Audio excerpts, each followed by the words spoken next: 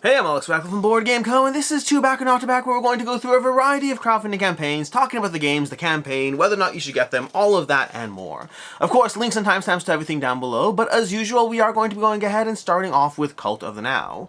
Cult of the Now is a segment where we take a look at a currently available game. As much as we're about to dive into a whole bunch of crowdfunding campaigns, Cult of the Now is a reminder you can go ahead and just wait till retail and get games that are cheaper, although today's game is not cheap per se, but it does, well, it's cheap in a manner of speaking. But either way, before we dive into all the crowdfunding campaigns, before you go ahead and decide whether to back something that might show up in a year and a half with not enough ratings, reviews, with elements of risk attached to it, which we will be getting into later today as well, there are games you can go ahead and get your hands on now. Today's Cult of the Now pick is going to be Bard Sung Legend of the Ancient Forge from Steamforged Games, and this is currently available for $70, a major drop from this game originally went for. As much as this game did hold its value when it first landed, I covered the crowdfunding campaign way back in the day. I said it would hold its value, and it did hold its value initially. Over time, eventually demand for the game did drop, and now you can pick it up at much cheaper prices. If you wanted to try this game, honestly, for $70, the miniatures alone may be worth the price. They have some solid miniatures, some great art. There is a pretty decent game behind it, if you're okay with the amount of grind that is present. Well, now I'm starting to get into my own opinion. My own opinion of the game was I liked it, but I thought it was very grindy, and I didn't continue diving into it after like 15 hours or so. But if you want to try it out, this is a good chance or opportunity to go ahead and do so. In any case, with that Cult of the Now out of the way, let's go ahead and dive into the first campaign. We have two in the not yet funding category. Both look like they will fund, but we'll see where they go. Starting off the bat, we have Furylands Ashes of Avalon, the board game. I will say, by the way, today's episode should be a short one. I think we have like 11, 12 campaigns to go over. We'll see how it goes. In fact, will I have a two back-to-back, not to back next week? I don't know. Next week I think I might, but the 2 weeks after that I might not because of travel. So we'll see how things play out. Either way, in the cancelled and not funding category, although to be clear, nothing actually cancelled yet. It's just the category I have is cancelled and not yet funding. But we do have two in the not yet funding. We have Furylands Ashes of Avalon, the board game. This is currently at 110 backers, 70 days to go, $17,000 raised so far, which means it will cross that finish line safely. But this is a fantasy co-op board game of endless customization, 40 plus hours of content and epic quests. The general idea of this is going to be a Gloomhaven adjacent game. Gloomhaven adjacent is a large umbrella term for a dungeon crawler with miniatures and classes and powers and abilities, and you figuring out your way through a progression across, I believe, 5 lands, across a whole bunch of bosses and mini bosses to go through, while you pick your characters and you level up your characters with a whole bunch of different arcs as the way you can customize and build those characters, putting various points into different stats which will augment and enhance your spells. So as you put more points into fire, or I think it's called fire, it might be called something else, you're going to be able to cast more fire spells, but you're going to be able to cast your fire spells with a higher attribute to them as well. So you're going to constantly be figuring out how to grow and develop your character, the gear, the equipment, all of that across these 5 lands you go through, and eventually an ultimate showdown. 60 minutes per scenario, 2 to 4 players, co-op. That's going to be Furylands Ashes of Avalon. The main issue over here, I believe, as to why it's not funding, is the entry pledge is coming in at $146, which isn't that cheap comparatively speaking, especially with the kinds of things you have nowadays. Make no mistake, it's a reasonable price for the amount of content you get. The problem is that it's inherently competing with other games in the space. Like right now, I think we still have Rove currently on in the last week or so, and Rove's coming in at a smaller price point for a similar approach and type of content. And in general, it is a very hotly contested zone of board games. There are so many games in this giant dungeon crawler vein that I think is just having a hard time sticking out. That said, it will fund, so we'll see how this one goes. And overall, tons of customization, lots of gameplay, lots of replayability. That's going to be Furylands Ashes of Avalon. Moving on in the not yet funding category, and again, I do think this is not yet funding, but we'll see. It's an interesting one. We have Cysmic by Starreach Games. Cysmic's currently at $120,000 raised, 500 backers, 26 days to go, and currently, based on the way crowdfunding campaigns go, this should fund, but it is going to be pushing towards that finish line. Although they do cover this down in the campaign. This is actually a relaunch campaign. This is already on Kickstarter. Unfortunately, didn't fund. Potentially a variety of issues, although one issue was that the game was not searchable on Kickstarter. He actually gets into this all the way down here. If you scroll down to the what has changed or whatever, maybe not that one, but is it this one? What happened to over here? Yeah, over here they have he has a whole bunch of stuff to read, which honestly, if you're interested in this campaign, I do recommend checking all this out. It's well written. It kind of pulls you along in a story, a sad story, as far as his launch, his cancellation, the nature of fake funding goals and how he's trying not to do that anymore. The first campaign did fund, I think it was 100K funding goal, and he did cross that finish line barely, and ultimately he did cancel, and now he's putting the real funding goal over here. He talks about that as well, and I wouldn't blame him too much. This is an industry thing, unfortunately, and it is a real problem as far as how to push back on what has become the industry norm in a way that is healthy and responsible. Side tangent over here, but I've fought back over the past year over a bunch of new practices that prey on FOMO marketing, specifically before they become entrenched in the board game space. Honestly, maybe it's a topic for a whole video. There's a lot of things that go on in crowdfunding that do rely on FOMO that are not the best practices. The tricky part is once a practice becomes established, it almost becomes you have to be the exception who punishes yourself to fight back against that, and that becomes very hard to do. Which is why I've historically been very understanding of creators who are engaging in practices that are done by all, versus I've been very pushing back against creators who are trying to bring new practices to the table, which sets a new bar of how everyone has to operate to further push make things worse. To make things worse. I don't like that. This might be a whole topic for another video. I like the idea. We'll talk about this another time. Anyways, my point is that Cysmic over here, he talks about that, the creator over here, passes out the game itself, because I haven't even talked about the game itself. Cysmic is going to be a epic, dynamic, tactical game for up to 6 players, although I think you need the expansion for that. A 1 to 4 player game by itself, or I think solo needs an expansion. A 2 to 4 player game with an expansion for solo, an expansion for 5 to 6, an expansion for a Euro component, kind of, making the game a little bit less Ameritrash and a little bit more Euro, which I think is a fascinating idea. But the basic idea is you're trying to be the person to blast off into space as the planet slowly collapses underneath you. You're going to have tons of powers and abilities, you're going to have an action-driven system where you have 10 cards every round, and across 5 rounds of play, you discard a card and play a card, slowly limiting your actions as to what you can do, which units you can activate, how you can move forward as you grow in the game. The game has an incredible table presence, it's a very cinematic gameplay experience, it is a lot of fun, I really enjoy this one. My biggest complaint at the time, I think the biggest hesitancy I still have, although I do believe they've made it a little better, is the sheer amount of table size this game can take up, or at least the prototype that I had can take up. I don't know what changes they've made in that department. I do believe they have made changes to make it a little bit more manageable on your table, because don't get me wrong, epic giant games can be epic and giant and fun to play through, but if they are a pain to deal with, then ultimately, as much as they can be incredibly cool, it resorts to being just a cinematic experience that you pull out very infrequently as opposed to on the more regular. But either way, again, I do believe they've addressed some of that. The overall game, though, very satisfying, very solid, very fun. It's a very fun Ameritrash style game, although apparently if you want it to be more Euro-based, they do have that as well. Over here on the campaign page, they have a whole bunch of stuff in the miniatures, the why back now, and they have a lot of this. They have a lot of transparency, and that transparency is doubled down upon in the most recent update, or at least the most recent update that I read. I don't know if there's any more since then. We have a lot of talk about the replayability, the game, the components, all these various things over here. We do have the pledge levels as well. If we scroll down over here, we're going to have the pledge levels. Let's scroll down. In fact, let's just use the tool on the sidebar over here to jump down over here. We have the core edition for $140, we have the expanded edition for $175, and we have Designer's Vision all in for $199. This is going to give you all the gameplay. The difference between these two over here is going to be this terrain, the 3D buildings and terrain, for an additional $25 in case you want that. And then we have the Immortal Vision all in for $300. Those are all sold out. That let you help design a faction. And then we have the Seismic Epic Edition prototype. This one gives you all the previous stuff, but it also lets you go ahead and get a crate of the prototype game. So you can be one of 4 people who gets the game now instead of having to wait. And honestly, it is a playable game. It's an enjoyable game if you are one of those people who's really obsessed with it. And he does talk about how if you get this pledge, you're basically just crazy and super supportive and you're awesome, but it does not make any sense. Then we have a variety of stretch goals to go through over here, as well as, you know, you can get sun dropped over here, not sun dropped, shaded miniatures as well. That's kind of where we are with the game. Now over here, the campaign is not yet funding. It is doing better than it did last time round, but it has not yet funded, although again, it will likely fund based on current trajectory. It's always a little harder to tell when you're talking about a relaunch campaign, because sometimes you have backers who are coming from that first campaign, so you sometimes have a little bit bigger day one and a little bit more of a slow drop off. So we will see how that goes. He does have a whole update that I highly recommend reading about the nature of the cost and the marketability and, you know, hamburgers and economics, he calls this. He talks about hamburgers and how they don't make, well, I don't want to, if you want to read the update, it is a worthwhile update to read that really goes through a lot of transparency, a lot of numbers, talks about the cost, the value, a lot of those things, and I think it's a very fascinating update to read if you're all interested in this game. But overall, the short version is this is a big box, big experience game.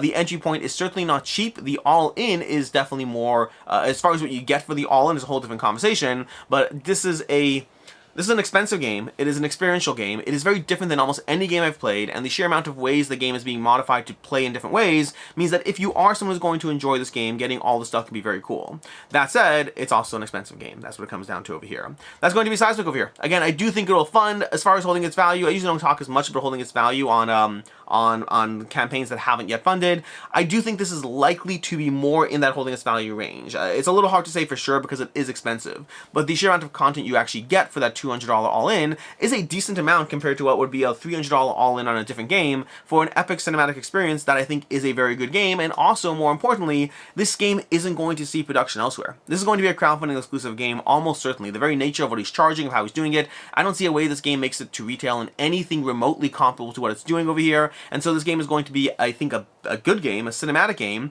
but a very, very hard to get your hands on game. And so I think this is a game that's going to have that degree of both a table presence and also word of mouth that's going to make these pledges harder to seek after. But it is hard to say because it doesn't have the name brand appeal and marketing as a big, you know, I don't know, Simon game or Mythic game, not Mythic game, take that back, Monolith game, Awakened Realms game, all of those things. So that's going to be in an interesting spot over here. That's going to be Cysmic.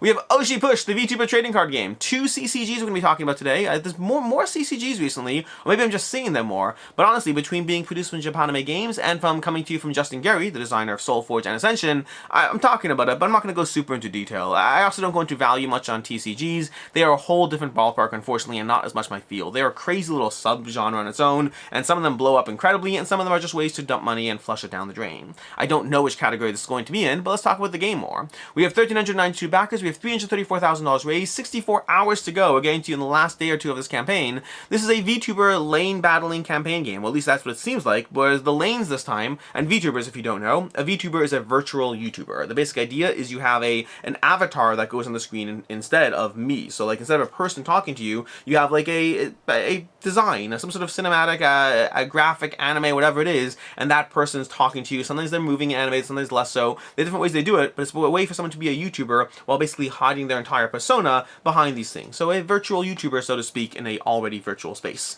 In this case, you're playing as VTubers over here. You are going to be fighting over lanes, although in this case the lanes seem to be different areas of social media, at which point you can gain the fans and subscribers and all that, which I'm in the YouTube space. I don't know. I feel like, for me personally, I'm not into this theme at all, because I feel like we already live in a culture where everyone's like chasing likes and subscribes and attention in different ways. And granted, for some people it's a career, which I guess makes it more palatable. I don't know.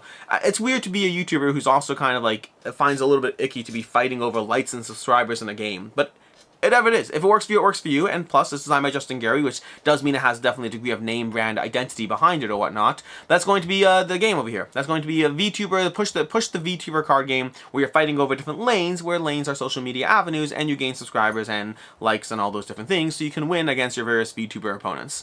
They have a whole bunch of pledges over here, starting in at $29 for the basic starter decks over here for Tenma and Pippa, and going all the way up to a whole lot of money, because I'm not going to go over each pledge over here, because again, it's a little more crazy in this one. We have the We Love Sad Girls for $1,000. I don't even like the title of that pledge, but it is what it is. Oh, we know we have the Unhinged. The Unhinged, nope. We have the Skeb Art Director, nope. We still have the Phase Extreme Survives. And by the way, there are 5 people spending $10,000 on this. That's what I'm saying. The whole TCG Kickstarter crowdfunding space is a bizarre thing. Imagine spending $10,000 on this game. I don't know. It makes me feel a whole lot less worse about those $500 all-ins, I'll tell you that. But the truth is, some of these people are doing it because they want the game, and some are doing it because it's an investment into another TCG. I don't know the full economics of it. I find it fascinating. But either way, that's going to be the VTuber card game from Japanime Games. Moving on over here, we have Mysticana, a Foundation deck game from Buttonshy Games. This is kind of a first of its kind from Buttonshy. They regularly do wallet-sized games, but this is the first time I've seen them doing a Foundation game. And what I mean by that is this is basically a set of 18 cards. It's going to be 3 suits, numbers 1 through 6, and each have 3 suits, at least the core game. But then from there, you can use those Foundation cards to create and adapt a bunch of games. This is almost, and hear me out here, this is kind of like somebody created a deck of cards and said, let's make a bunch of games you can play with this deck of cards, except instead of 52 cards, it's going to be 18 cards. Which, as much as I make fun of the idea, it's wallet size, so it still has its merit. Plus, it's got beautiful art and illustrations, and more importantly, because this is Buttonshy, a lot of the expansions are going to be like little 4 or 5 card mini expansions, which won't necessarily have to adhere to the basic structure of those 18 cards, but give designers a way to play with outside that structure. So imagine you had a deck of cards, but you could have little packs of special cards that went with your deck of cards. That's what's kind of going on here. I like the idea of it. We have a bunch of games already designed. We have some solo-friendly games, some pattern games, some what comes next, some battling games, all these different things going on over here, and there are already 2 expansions for the games, adding more cards to your game as well, and they do have plans to make further games and add more expansion packs to be able to further develop and build out this Mysticana card game. Again, it looks cool, the concept sounds interesting, as much as it is kind of just a deck of cards, but more restrictive, there's merit to it. And a lot of it is built on this kind of a cyclical rock, paper, scissors thing, where rock beats paper, no, paper beats rock, rock beats scissors, scissors beats paper, but we have earth, fire beating earth, earth beating water, and water beating fire. Although again, how that manifests is going to change game to game exactly. How that manifests exactly is going to change game to game. But that's the basic idea over here. And again, they have a little bit of a breakdown of the various game types over here. The basic pledge is going to run you $4 for the print and play, $12 for the Mysticana plus the Cave of Djinns over here. We have the next one over here, Mysticana and Arcane Artifacts for $14, and that's kind of where we are for all the stuff over here. As far as should you back, should you not, usual things when it comes to Button Shy. These games very rarely hold their value. The nature of paying for shipping and getting the game usually just makes them a hard game to actually, well, hold their value if it's not for you. But on the other hand, I will say that if it's usually the crowdfunding campaigns are the best place to get your hands on those games if you are interested in it anyway. So if you're interested in them, that's going to be Mysticana over here. Moving on, we have Toothead. Toothead, which is a fascinating little game of basically eating your friends and or your own self if you can't eat your friends. That seems to be the idea over here. 351 backers, $25,000 raised, 6 days to go. Toothead is a game of basically across a bunch of rounds over here, slowly demolishing your opponent's toothead and eating their body, which turns to meat. Although if you can't do so, eating your own body, because your own body is going to be a source of meat and sustenance for you. That's kind of the idea. As you slowly eat your body or have your body get eaten, you'll get weaker and weaker. You'll be rolling different dice as you go and clashes against your opponents. The game has a lot of charm, honestly. Check out the video if you want to see more, but the game does have a lot of charm and appeal. It does feel a bit more mass market in its who it's appealing to, but it's hard to always judge, like, at what point does something go more mass market and more not. Not to be dismissive of games in general, but you do want to know your audience. Is this being created for someone who likes, I don't know, what's a good, someone who likes Radlands, or is this being created for someone who likes Exploding Kittens? And I kind of get the vibe from what I've seen of the game that it's more that Exploding Kittens camp, but you never really know for sure. Heck, Exploding Kittens is not even the worst game, honestly. It does have fun elements to it, while also not being the best game either. So a little bit in that weird space over there. But in any case, that's going to be as far as Toothead goes over here. We have $1 for the whatever, the $39, $43, €39, $43 for the base game over here, €60 for the fat Kickstarter edition, although it will keep getting up and over here. We have 82 for the Heroes edition, and then we have over here 104 for the Geek edition, giving you all this stuff over there. I think that was the most. Nope, yeah, that was the most, because we have the other ones are the early bird. That's basically the game over here. Again, it feels more mass market in its approach, but definitely has a lot of charm and appeal to it. It does feel like, again, an Exploding Kittens vibes, because as much as we're all used to Exploding Kittens now, I mean, once upon a time it raised, what was it, 9 million, 7 million, something pretty insane, because it did have that audience. Not that Toothead is doing that well, but then again, Toothead doesn't have a massively successful comic behind the original person who did Exploding Kittens. Anyways, as far as should you back or should you not will hold its value, I would guess not on this one, between the fact that you can see the 351 backers over here currently, it means it doesn't have that much appeal. Sure, it's funded, doing well enough, but whatever degree of appeal there is, and there is appeal, this has a cuteness kind of weird factor to it that is kind of charming in its own way. I think that if it's not translating into crowdfunding success right now, it's probably not translating to holding its value either. Moving on over here, we have Masters of Maple Syrup and Downstream coming to you from Firestarter Games. 534 backers, 6 days to go, $22,000 raised. Masters of Maple Syrup and Downstream are actually two previously existing games from this creator that they're bringing back to crowdfunding. So these games already exist, which the fun part about that means you can go ahead and check out ratings, reviews, see if it's a game for you already. Master Maple Syrup is going to be a game, and they're both games for two. They're both little pocket-sized two-player games. Master Maple Syrup is going to be having you running a tableau of, well, a maple syrup farm. You're going to be planting trees. You're going to be, well, you have 3 main actions. You're going to be tapping those actions to use those actions, but giving actions to your opponent as well. You're going to be planting trees. You're going to be tapping your trees to be able to benefit from their various abilities, trying to slowly grow your harvest over here in the game and build out a better tableau and score more points than your opponent. Then we have over here Downstream. Downstream is going to be a slightly different game. Downstream is going to have you literally playing cards downstream. You're creating a stream and you're slotting cards into the stream as you go, but you're also trying to be mindful of the scoring cards. You're going to have a bunch of scoring cards that are in play, giving you different ways or things to go for. Now, I haven't played these two games. I will say Downstream very much looks like the kind of game I enjoy. I usually like games that give you a set kind of dynamic of how it works, and then variable scoring goals, so you have to change things up every single time. This kind of gives me Sprawlopolis vibes, speaking of Button Shy, which we just covered. This gives me Sprawlopolis vibes, different scoring goals, a whole bunch of ways to try to maximize on that system. So again, haven't played the game, but it does look like my kind of game. That's basically going to be what you have for Downstream. As far as the pledges over here, you're going to have $6 for the print and play bundle. You have $17 for Master Maple Syrup, $17 for $18 for Downstream, and then you have $34 if you want to get both of those for $1 savings if you want that. As far as should you back or should you not will hold its value, the tricky part is you have to deal with shipping as well. Shipping over here on the two games is going to run you not a small amount, unfortunately. $17.75 over here, it's the US, on top of that $34. That's basically a full third on top of the price, taking this from a game that's just, it's just, unfortunately it bumps it out. Shipping on small box games in general is just hard. Now again, similar to Button Shy, if you are trying to get your hands on these games, they don't have a ton of availability. Your options seem to be primarily getting it from the creator themselves. There's not a lot of aftermarket sales or availability in this one, so if you just want the games, they're not easy games to track down. But as far as holding their value, almost certainly will not hold their value if they turn out to be games that you do not like.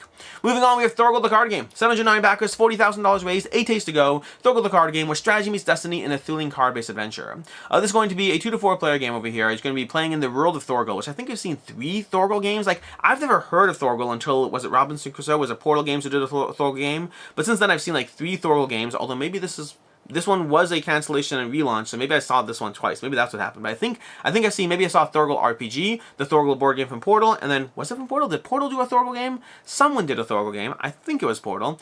Either way, never heard of it until now. Now it's everywhere. That's going to be Thorgal the card game over here. I don't have a good idea of how to play this game, so I'm not going to heavily, try to teach you or loosely give you a brief rundown. It is a head-to-head game. You can have different lanes. You do have different kind of lanes you're managing as far as your own attacking or defending different lanes. You can check out Meeple University. They have a full video on it, and again, they usually do a great job on these things, but I myself don't have a full overview right now. That's going to be Thorgal the card game over here. We have $43 for the base game over here. We have group pledges, and that's basically it. You have group pledges and the $43 base game to get your hands on the game.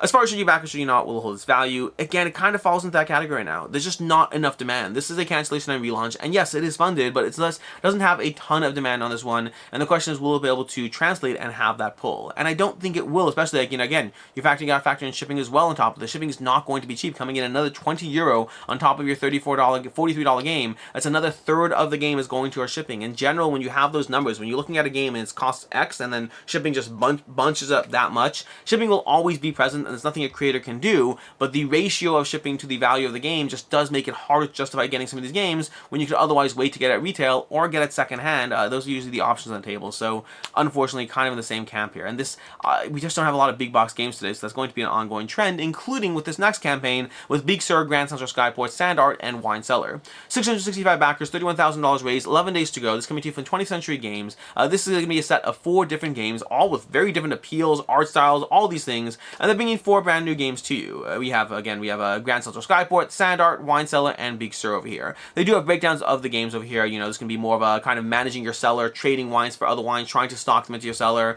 Big Sur is going to be more of a kind of a road trip situation over here. Not really a road trip, but slotting in landmarks. Sand Art looks very intriguing over here. This is the one I'm most interested in personally on, as you try to fill your board over here. It looks very intriguing. And Grand Central Skyport, I don't have a good handle on how to play this one. Illustrated by Andrew Bosley, which is enough to already pull me in. But you have these 4 games over here, and this one does have a deluxe version as well. For an additional $10, you can get this one in the deluxe version. And the pledges on this one, you're going to be looking at $15 for Wine Cellar on a $20 MSRP, so you're saving 25%. And we'll come back to that. 25% is not necessarily bad, but keep in mind that's also the price point of what you're looking at when you get it at retail. Although you are getting a bonus promo pack, that's going to be the main thing you want to pay attention to there. Similarly, we have $15 on a $20 MSRP for Big Sur, same kind of situation. We have a bonus promo pack, that's going to be the main thing you pay attention to, because otherwise the $15 and $20, sure, it's a savings, but it's the same savings you'll see online retail, so you're not really getting a savings there. $20 on a $30 MSRP, a little bit more, a little bit better, but again, it's the promo pack that's going to be the main draw over there. And then we have the Grand Central Skyport over here for $30 on a $40 MSRP, or $40 on a $50 MSRP instead if you want the deluxe edition.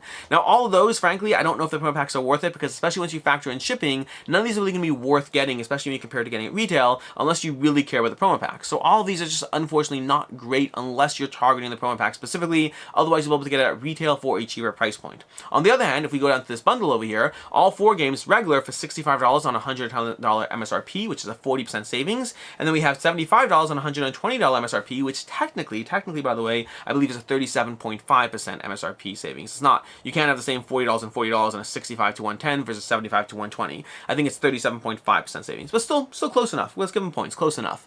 But either way, those pledges over there, once you're coming in at that roughly 40% savings on MSRP, that is a much bigger savings compared to traditional MSRP savings, except they're still going to cost you like around $20 shipping, I believe it was. So you're looking at around $20 shipping over here. That's going to run you, I think, you over here, zone 1, no, $15 shipping, $15. So you're taking your $75 jumps up to $90, which means now you're looking at $90 and $120, which is a 25% savings on MSRP, which means once you go for the 4 packs over here, you're basically getting the same rough price point as you would get it if you were just buying these down the road, but the flip side is you are getting those promo packs. So basically, kind of the whole entire takeaway of everything I said is, if you really want the promo packs and you want a single game, by all means, you do you. The games will probably be cheaper in the secondhand market, but hey, not everyone wants to get the secondhand market. You're paying more for that, but if you want it, by all means do so. Or if you want to support the creator, that's also a value there. But the real value here is if you want all 4 games. If you do want all 4 games, then you're not really saving money per se, but you are getting it roughly the same price point you'd be able to get anyways. You are supporting the creator, and you are getting the promo pack, so that's where it would be more worth it. As far as holding this value in the secondhand market, I'd say probably not on them. 20th Century Games in general, they've had some solid games. I still love Junk Drawer. They have a bunch of games that are in my collection that I really enjoy, but in general, their games haven't had a huge amount of aftermarket demand. So I'd say if you're looking for the cheapest way to get your hands on it, the 4-pack might make sense, but probably not one that'll hold this value on the secondhand market.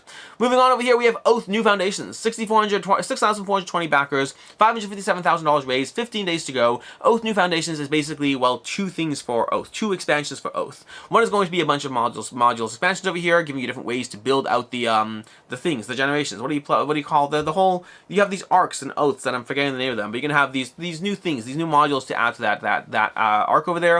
And with the Clockwork Adversaries, an expansion that's going to give you a bunch of solo or I believe solo or co-op, but it might be just solo ways to play through Oath, and it is compatible with your full arc. And if you don't know about Oath, Oath is a game that remembers. It's a game that remembers where you left off as you continue to play. So it's not a legacy game or a campaign game. It's a game that just has an ongoing aspect to the gameplay as you go through it. A very interesting thing that is, I haven't seen it done a lot. Maybe Ice has a touch of it, but I have not seen this done a lot in other games so far.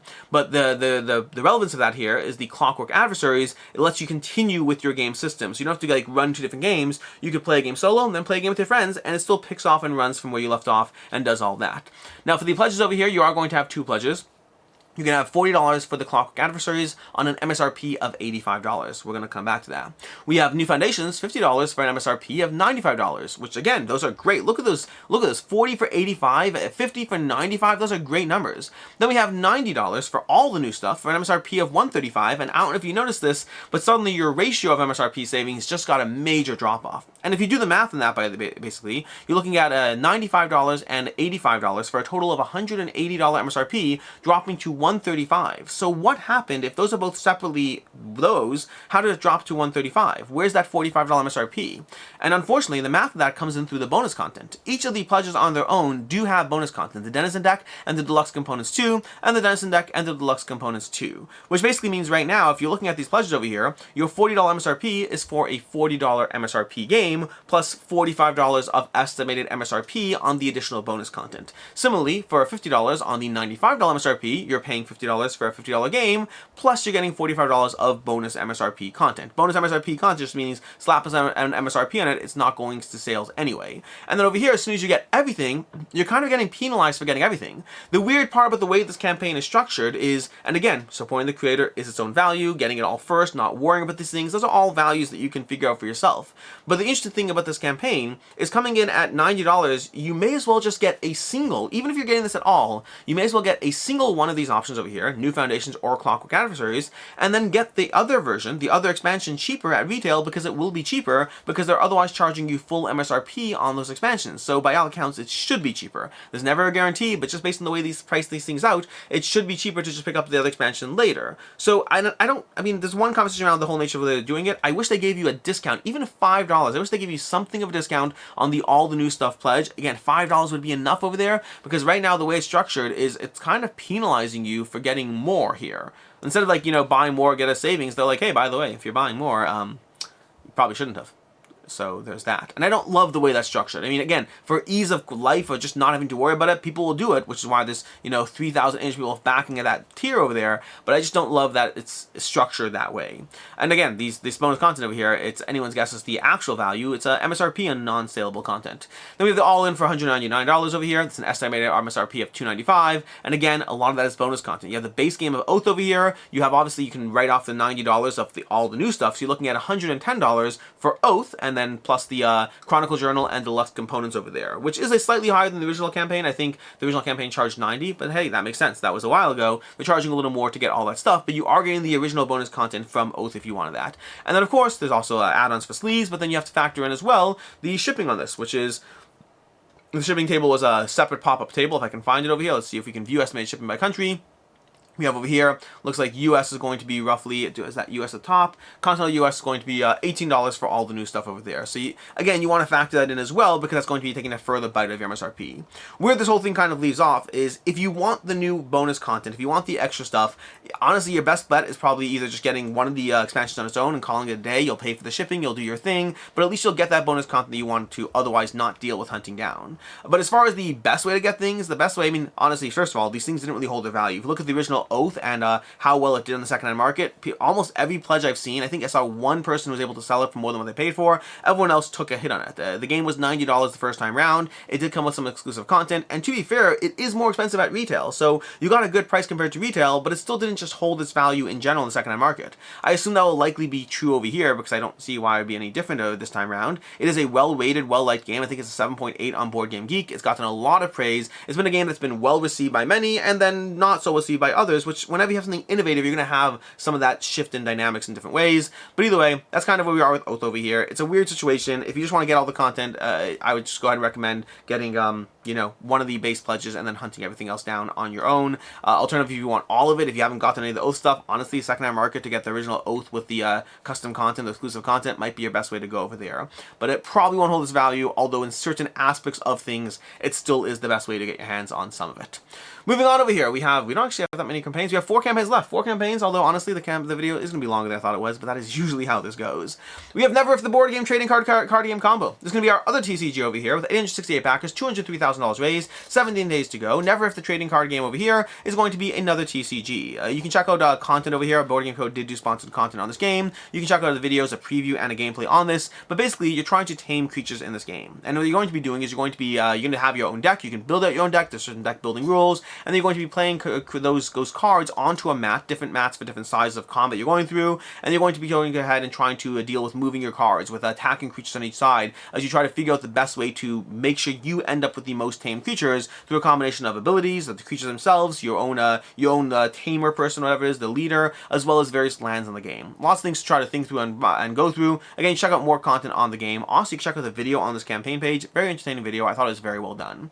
The basic edition of the game is going to be $43 over there. We're going to have a moving your way up to $118 for the bundle, advanced bundle, and again, this is a TCG, so they can get a little crazy pretty quickly. We have the Remarkable bundle for $1,800. We have the Unprecedented for €3,500 over here. That's again, you have 11 people backing at that. I don't understand the TCG marketplace, but kudos to the creators who are able to make their games because of it. That's basically where we are with this one. Again, I don't comment heavily on value. The TCG marketplace is its own separate thing to go through, and again, some do really well, some do really poorly, and I don't know which one makes what. I don't know how they go. It's a crazy place out there. It's a crazy place. Moving on over here, we have Terraria the board game. Now this one requires a little bit of a kind of note about this one. You see, Terraria the board game, I'm going to cover the campaign shortly, but it's important to know that there is some drama around the campaign, drama that I've had a chance to briefly catch up on where things are, but without being able to fully dive into myself. So I'm going to try to present what I know is going on, but also, to be fair, I don't have my own deep dive into anything. I haven't spoken to the creator, I haven't spoken to KOA, King of Average, who's been doing a video on this, and I have not done my own deep dive into this. So I know what's being said. What's being said should be cause for concern. It does not mean there's an inherent problem here, but it should certainly be cause for concern. And honestly, to King of Average's credit, I'd say the biggest point is that you're finding out about this from him and not from the creators themselves. The short version is Terraria over here is being done by by Paper Fort Games, and the person, James Faulkner, who's behind Paper Fort Games, or one of the people behind Paper Fort Games, I don't know if there's multiple, again, I only know some of the information, has had multiple previous companies, and before this they had Stone Sword Games, which technically is still active, I believe, and they've had another company before that as well. Now, King of Average, I'll link to this video down below if I remember. If not, just go to his channel and you'll see a video title, Another Dishonest Company Just Made $1 million. But he basically did a deep dive on this, a mostly deep dive. He has also commented he's going to reach out to the creators, try to get more information. But again, to his credit, I think the biggest flag here is not necessarily even a question of how much of an issue this is, but the fact that you have to find out about it from not the creators themselves kind of makes it a bigger issue than it should have been. But the short version is Stone Sword Games has had issues delivering Senjutsu. Versus Paper Fort Games, to their credit, because they've been saying this in the comments, and they're right, they have done very well with Cosmoctopus. So there is a kind of an issue with a company delivering a $1 million+ Kickstarter, which did not go well. There's a previous Kickstarter where they kind of stepped in to help in some way, from what I'm gathering. Again, there are different sides to what's going on here. So there is involvement, but maybe it wasn't really their issue, but things did not go well there. And then in between that, we have Cosmoctopus, that things did go well, and now we have Terraria over here. But effectively, you do have people involved in starting up a new company who has had communication issues and a lack of delivery on a previous previous campaign, or lack of full delivery on a previous campaign, and so that kind of weird situation with multiple companies, with the same people with their hands in the mix of these companies, and more importantly, and the biggest issue I have, is a lack of clarity and disclaimers on this campaign, whereas again, as KOA pointed out, if you scroll down to the risks over here, it's not mentioned in the risks in any way, at least unless they added it recently, but I don't think so. Yeah, there's not mentioned in the risks in any ways, and so over here, they basically have like, hey, by the way, we have other games and other companies, and those don't factor in at all.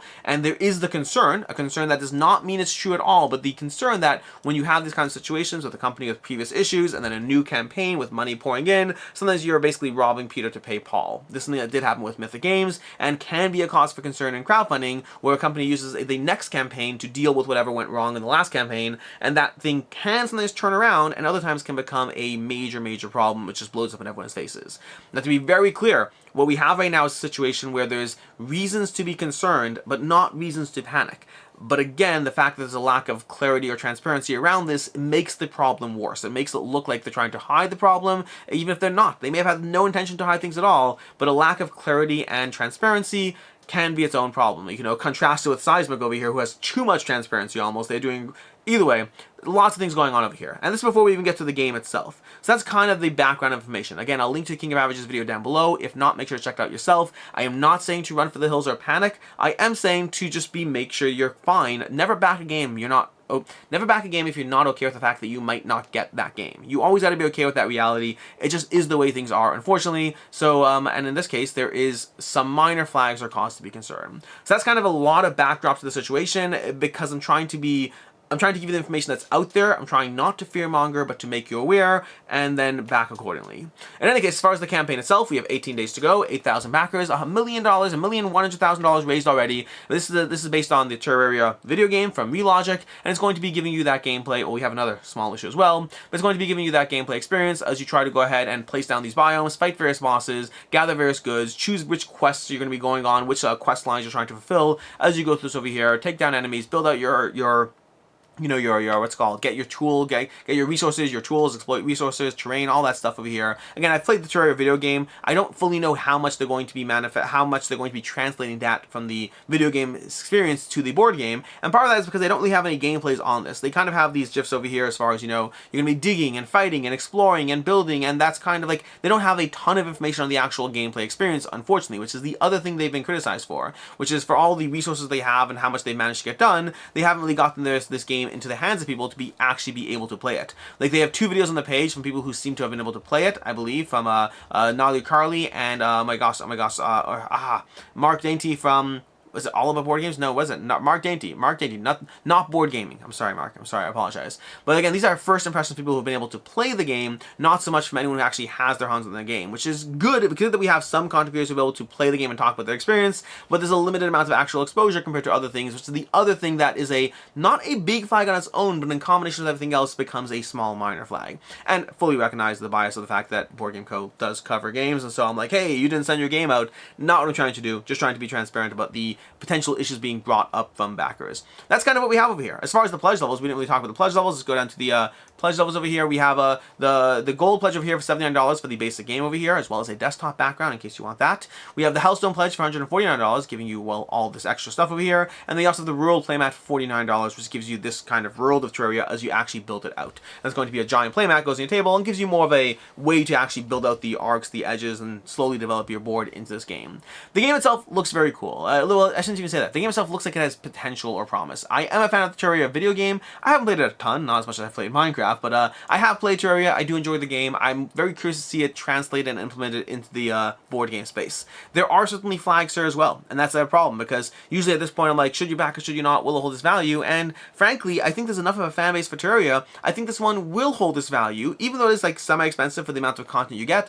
Because of the IP on it, I think this game will hold its value if it is one that actually does, have no issues and delivers and all that. So it kind of has the, yes, it'll hold its value, but with the giant caveat that if it actually delivers, which it should deliver, the practical reality, you see, now I'm in fearmonger. I'm not trying to fearmonger. There's, by the most likely account, you don't have to worry. That's the most likely account. But when people are spending $150 on a board game and there's 17 other campaigns to look at, the most likely account is not always the one that turns out to be the right one. Because sometimes people sit there and say, you know what, I could back Terraria, but I was on the fence, and so maybe I go ahead and get Cysmic instead because I only have $150 spent on a board game this month, and this one doesn't look like it has as much problems. Although to be clear, Cysmic has its own issues as well, which if he's running, basically one of the things, I should mention this when I covered Cysmic, because of the fact that he's kind of selling it at as closer to cost than he possibly should be, that leaves less room for margin of error. Like, companies do need to make money, and sometimes having more money being made gives you room to deal with things going wrong. So Cysmic does have his own potential issues to deal with, but I at least trust the greater degree of transparency or communication going on there. I think it's somebody pouring his life into a board game. Terraria, yeah, either way, my point is when people do things that aren't the best, sometimes people spend their money elsewhere. That's the reality of how things work, and Terraria may well hold this value if everything goes well. Moving on, we have Moonshine from Thistroy Games. 24,000 euro raised, 522 backers, 25 days left to go. This continues Thistroy Games' trend of doing a bunch of micro games, from Micro City to Micro Cosmos to Micro Architect. Was that the last one? I think the last one was Micro Architect. Either way, Moonshine over here is continuing that tradition over here with a drafting game. I love drafting. You'll be drafting workers in this game of making moonshine. You'll be drafting workers, which is fun. Each worker has their own abilities, so you're going to try to figure out which abilities work for you and which abilities you want to deny your opponents, which you can also do because you can always draft any card and turn it into a basic gangster. And yes, it is Micro Architect. I was right. I remembered.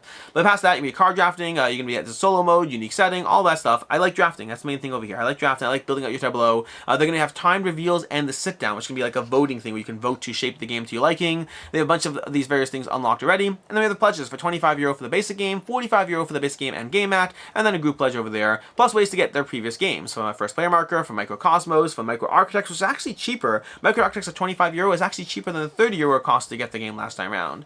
That's basically what we have over here as far as the game goes, and then shipping as well, because on all small games you have to be mindful. Shipping is going to be additional €12. So your €25 game, once again, a full like third of how much you're paying is going to be shipping on this one, unfortunately. 50% of the game cost goes towards shipping, which is that's a big deal over there, unfortunately. And this does go back to the whole should you back or should you not will hold this value. At the end of the day, their games have done okay, but they haven't held their value in the secondhand market, at least not the past few I've looked at, and that does go to that aspect. Small box games plus shipping usually has a hard time. The games are well enough rated. I'm very interested in the game, and I'm usually someone who doesn't really love micro games to begin with. I always find that I usually would rather just play the non-micro experience, so either way. But as far as the games, yeah, should you back, should you not? If you want to get the game, if you want to just go ahead and support the creator, by all means, but they are less likely to hold their value on the secondhand market.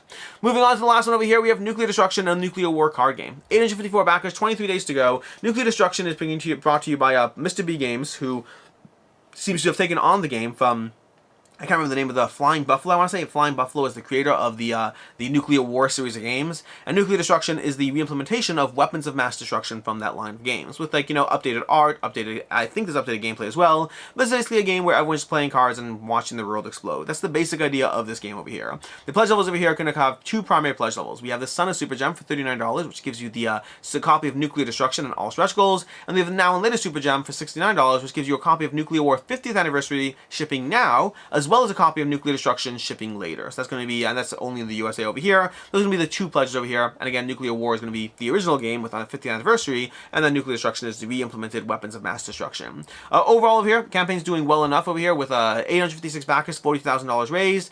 As far as should you back, should you not, will it hold its value? I'm skeptical it will.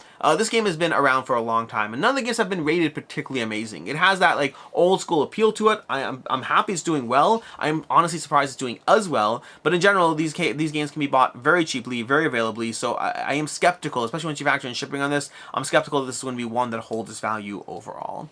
And that's kind of where we are with everything, which brings us to picks of the week. And picks of the week are going to be complicated. For my personal pick of the week, I'm actually going to go over here with I'm going to be going with Cysmic over here. I don't usually pick a game that hasn't yet funded, but Cysmic is a game I really enjoyed, very much looking forward to. If you do want me to pick from the funded specifically, I will say I would go with Mysticana, but Mysticana I'm like interested. I like the idea of what Mysticana is gaming, but what Mysticana is doing. But going back to Cysmic, I think Cysmic is a very, very cool game. My biggest concern still is table space. I don't know how much they did that. If you see some of the pictures of the game being played, it is overwhelming in a cool way, but in a way that I just don't know how often I'd pull out. The storage system is going to be a big deal, but if they can make all those things work, then ultimately this game was a very, very cool experience that I can't wait to see the final picture, the final product of what it is.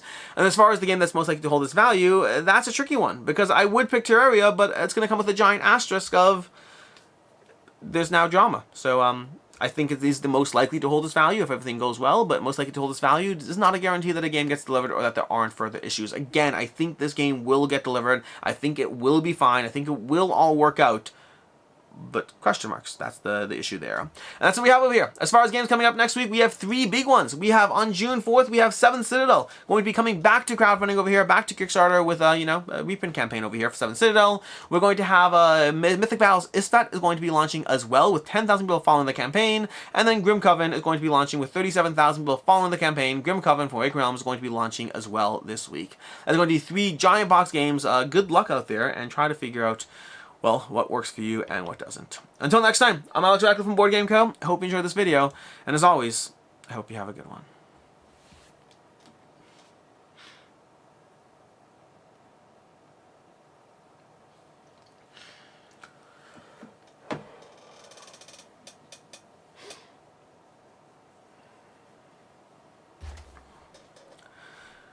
Did you know, I just found out that diarrhea is hereditary.